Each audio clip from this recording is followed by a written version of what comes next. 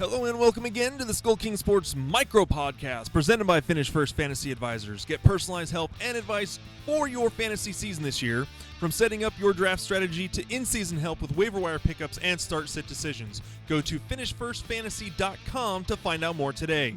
My name is Ryan Skullrud. I am the founder and editor of SkullKing Sports, and in this micro podcast, we will touch on the biggest sports stories of the day, June 19th, 2020.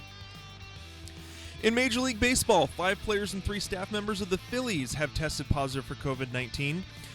Managing partner John Middleton said the Phillies are committed to the health and welfare of our players, coaches, and staff as our highest priority, and as a result of these confirmed tests, all facilities in Clearwater, Florida, have been closed indefinitely to all players, coaches, and staff, and will remain closed until medical authorities are confident that the virus is under control and our facilities are disinfected. In terms of the implications of this outbreak on the Phillies' 2020 season, the club denies comment, believing that it is still too early to know. In the NHL, the Tampa Bay Lightning have also closed facilities after 5 employees test positive for COVID-19. The Tampa Bay Lightning closed their facilities on Thursday after the 5 employees tested positive for the coronavirus. A person with the knowledge of the situation told the Associated Press. The person spoke to the AP on Friday on the condition of anonymity because the NHL and the team are not announcing the closure.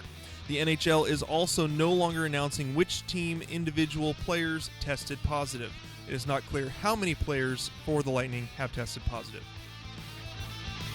In golf, the PGA Tour continues today with round 2 of the RBC Heritage. Webb Simpson is the clubhouse leader at -12 after shooting his second consecutive 65 at the Harbortown Golf Links. Conditions seem to be primed for scoring today as 19 players have posted scores of 5 under or better, with Corey Connors, Jonathan Vegas, and Tyler Duncan all shooting an 8 under 63. Other notable scores for today, Bryson DeChambeau is at -11, Dustin Johnson at -8, and Brooks Koepka finished his day at -7. IndyCar will welcome fans to the Iowa Speedway for the upcoming July 17th through 18th race weekend, featuring the IndyCar Series Iowa 250 and the ARCA Maynard's Series race. Under the guidance of public health officials, medical experts, and local, state, and federal authorities, IndyCar and Iowa Speedway will observe safe social distancing and provide enhanced hygiene and safety precautions for all fans in attendance at the event.